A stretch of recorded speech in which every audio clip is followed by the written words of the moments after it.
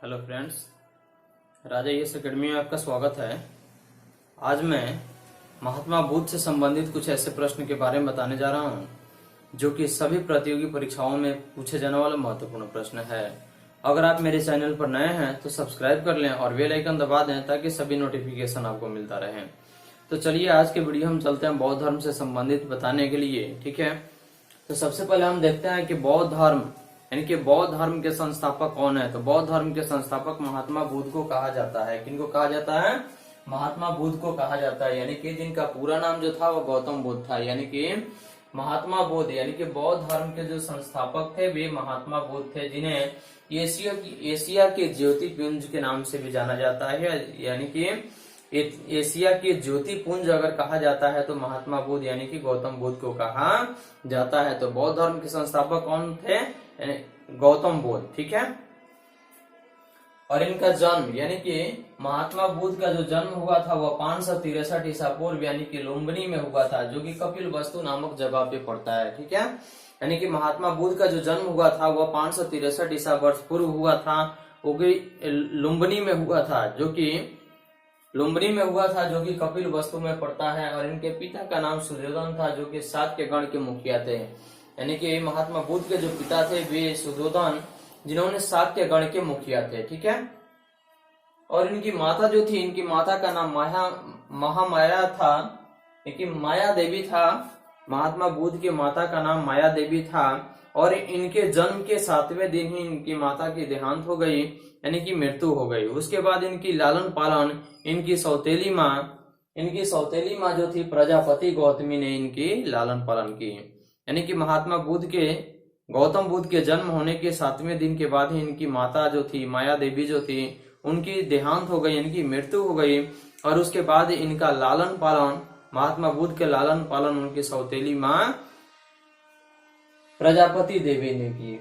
यानी कि प्रजापति गौतमी जो थी उनकी सौतेली माँ थी, जिन्होंने इनका यानी कि महात्मा बुद्ध का लालन पालन की। ठीक है, और इनके बचपन का नाम जो था यानी कि महात्मा बुद्ध के गौतम बुद्ध के जो बचपन का नाम था वो सिद्धार्थ था। ठीक है, और इनकी विवाह 16 वर्ष की अवस्था में यशोधरा के साथ हो गया है।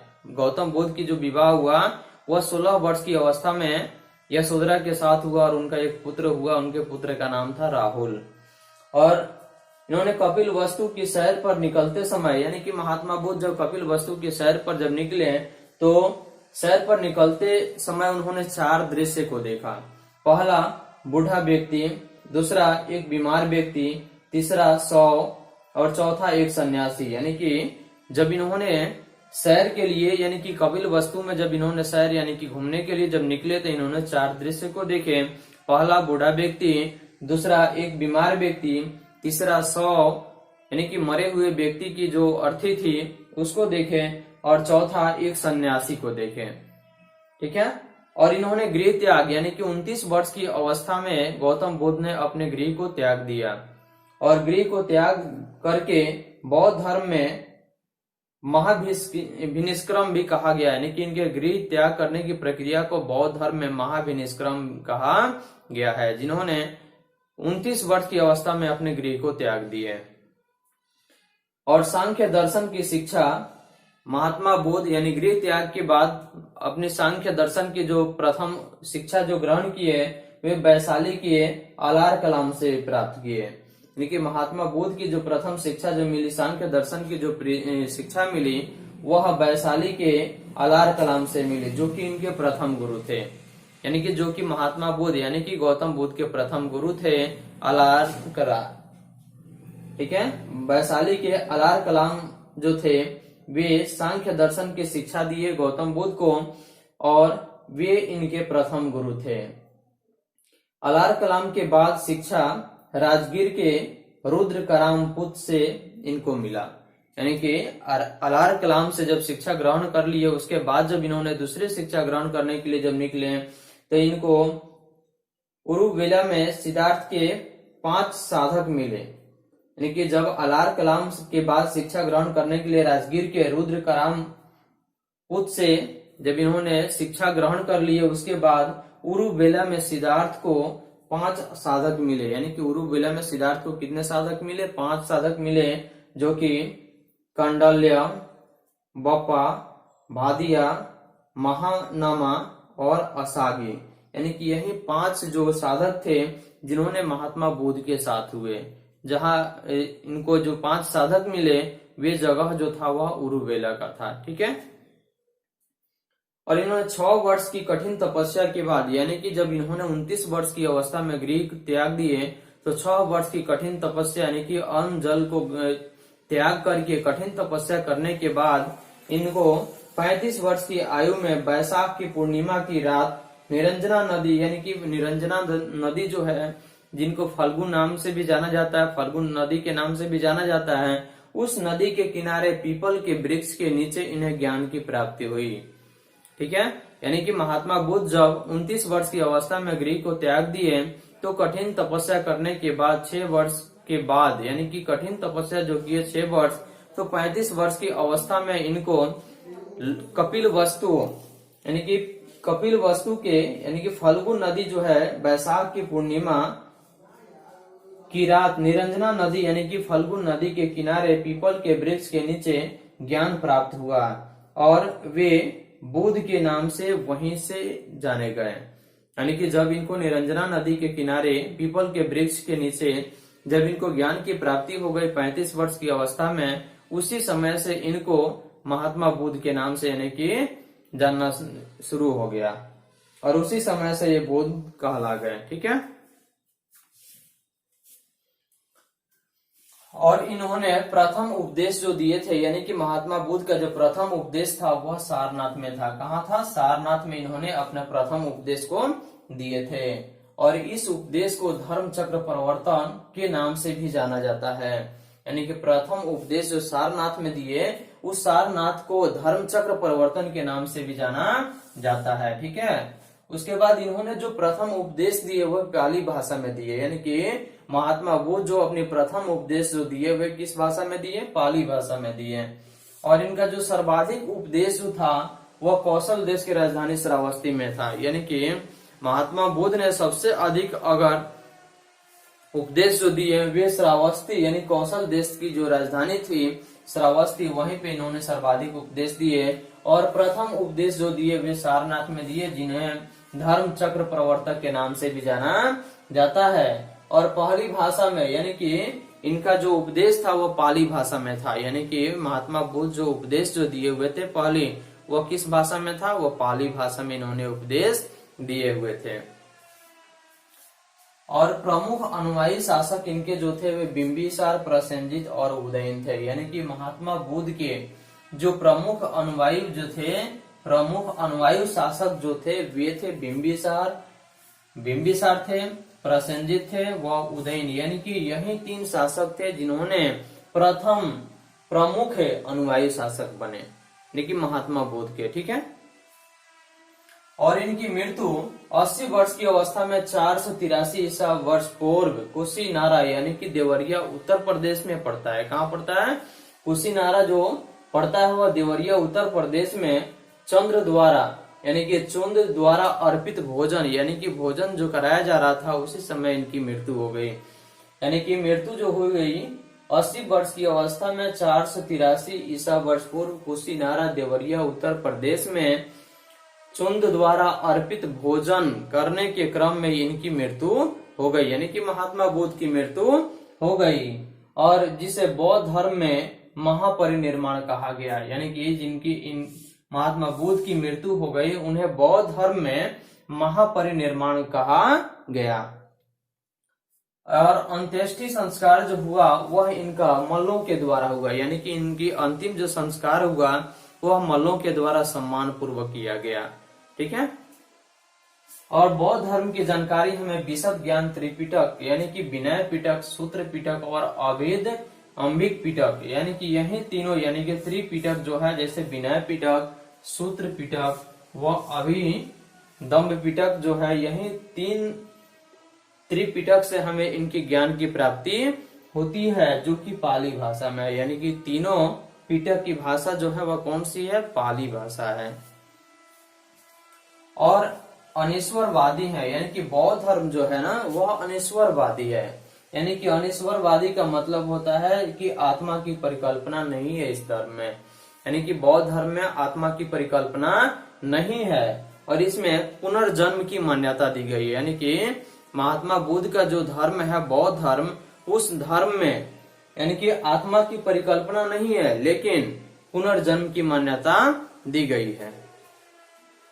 और इनके जो अनुयायी थे यानी कि महात्मा बुद्ध के जो अनुयायी थे, इनके जो शिष्य थे, उनको 2 भागों में बांटा गया। यानी कि महात्मा बुद्ध की मृत्यु के बाद में यानी कि 80 वर्ष की अवस्था में जब महात्मा बुद्ध की 483 ईसा वर्ष पूर्व में जब इनकी देहांत हो गया यानी कि मृत्यु हो गई, तो उस समय इनके जो अनुयायी थे वे 2 खंडों में यानी कि 2 भागों में विभाजित हो गए।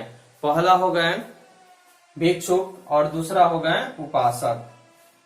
यानी कि पहला भिक्षुक हो गए और दूसरा उपासक हो गए। यानी कि 2 भाग इनकी मृत्यु होने के बाद में बौद्ध धर्म 2 भागों में विभाजित हो गया। पहला भिक्षुक हो गए और दूसरा उपासक हो गए। ठीक है, तो भिक्षुक का अर्थ होता है कि बौद्ध धर्म को प्रचार प्रसार करने के लिए इन्होंने दूर दूर तक गए और भिक्षु बन करके यानी कि भिक्षाटन करते हुए दूर दूर तक बौद्ध धर्म के प्रचार किए।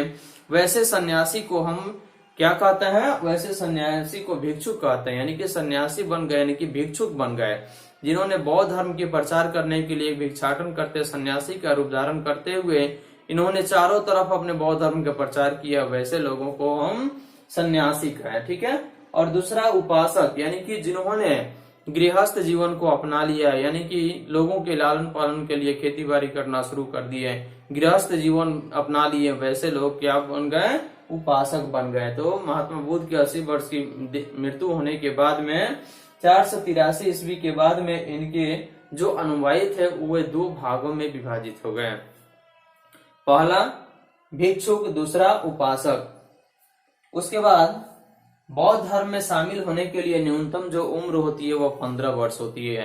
यानी कि बौद्ध धर्म में 15 वर्ष से कम उम्र वाले लोगों को बौद्ध धर्म अपनाने की मान्यता नहीं है, लेकिन 15 वर्ष जब हो जाता है तो वे बौद्ध धर्म को अपना लेते हैं या बौद्ध भिक्षुक बन जाते हैं।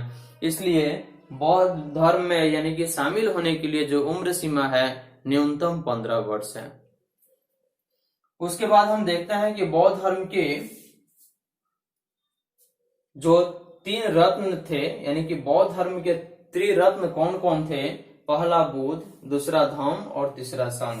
यानी कि बौद्ध धर्म के त्रिरत्न बुद्ध, धम्म और संघ। अगला है सभा, समय और स्थान, अध्यक्ष और शासन काल। यानी कि बौद्ध धर्म के समय जो अपनाए गए थे वे किस किस क्रम में, यानी कि इनका समय जो था वह कौन कौन सा समय था, किस किस समय में इन्होंने अपने स्थिति को जाने, या प्रथम बौद्ध संगीति कब हुई, घटना कब हुई। ठीक है, तो देखिए प्रथम बौद्ध संगीति जो हुई वह 483 ईसा वर्ष पूर्व में हुई। प्रथम बौद्ध संगीति कब हुई, 483 ईसा वर्ष पूर्व हुई, जो कि राजगृह में हुई। यानी कि राजगृह जो बिहार में पड़ता है वही हुई। और इसके जो अध्यक्ष थे वे महाकश्यप थे। कौन थे, महाकश्यप थे। और यह किनके शासन काल में प्रथम बौद्ध संगीति हुई, प्रथम बौद्ध संगीति जो हुई अजात शत्रु के काल में हुई। कब हुई, अजात शत्रु के काल में हुई। दूसरा बौद्ध संगीति जो हुई वह 383 ईसा वर्ष पूर्व में हुई, जो कि वैशाली में, जो कि बिहार के हाजीपुर के पास पड़ता है वैशाली। ठीक है, तो प्रथम बौद्ध संगीति जो हुई 483 ईसा वर्ष पूर्व में राजगीर में हुई, जिसके अध्यक्ष महाकश्यप थे और इस अजात शत्रु के शासन काल में हुई। और दूसरा द्वितीय ये बौद्ध संगीति जो हुई 383 ईसा वर्ष पूर्व में वैशाली में हुई, जो कि सभा कामी अध्यक्ष थे इनके, और शासन काल जो था वो कलाशोक का था। किनका था, कलाशोक का था। तृतीय बौद्ध संगीति 255 ईसा वर्ष पूर्व में हुई, यानी कि तृतीय बौद्ध संगीति जो 255 ईसा वर्ष पूर्व में हुई वह पाटलिपुत्र में हुई। कहाँ हुई, पाटलिपुत्र में, जो कि बिहार के पटना में पड़ता है। और इसके अध्यक्ष थे वे मोगलीपुत्र थे तिस्म, यानी कि मोगलीपुत्र तिस्म थे अध्यक्ष। और इन किनके शासन काल में हुई, तो अशोक के शासन काल में तृतीय बौद्ध संगीति हुई। और चौथी बौद्ध संगीति का समय जो है वह ईस्वी की प्रथम शताब्दी में, यानी कि ईसा वर्ष समाप्त होने के बाद ईस्वी की जब शुरुआत हो गई तो उसके प्रथम शताब्दी में चौथी बौद्ध संगीति हुई। और इनके जो स्थान था वह कुंडल ग्राम था, यानी कि कुंडल ग्राम में बौद्ध धर्म की चौथी बौद्ध संगीति हुई, जो कि ईस्वी के प्रथम शताब्दी में। और इनके जो अध्यक्ष थे वे वसुमित्र और अश्वघोष थे। कौन थे? वसुमित्र और अश्वघोष थे। और इनका जो शासन काल था वह यानी कि कनिष्क के शासन काल में बौद्ध धर्म के चौथी बौद्ध संगीति हुई कुंडल ग्राम में। अब आगे हम देखते हैं कि बौद्ध धर्म के प्रतीक यानी कि बौद्ध धर्म का जो प्रतीक चिन्ह है वह किस प्रकार है। तो महात्मा बुद्ध के यानी कि जन्म जो है, जन्म का प्रतीक जो है वह कमल एवं सांड है। यानी कि जन्म का प्रतीक क्या है? कमल और सांड है। गृह त्याग का जो अर्थ है यानी कि प्रतीक जो है वह घोड़ा है। गृह त्याग का प्रतीक घोड़ा है। और ज्ञान की प्राप्ति जो है यानी कि ज्ञान का जो प्रतीक है वह पीपल बोधि वृक्ष है। और निर्वाण का है तो पद चिन्ह, यानी कि निर्वाण का जो प्रतीक चिन्ह है वह पद चिन्ह है। और मृत्यु का जो प्रतीक है वह स्तूप है।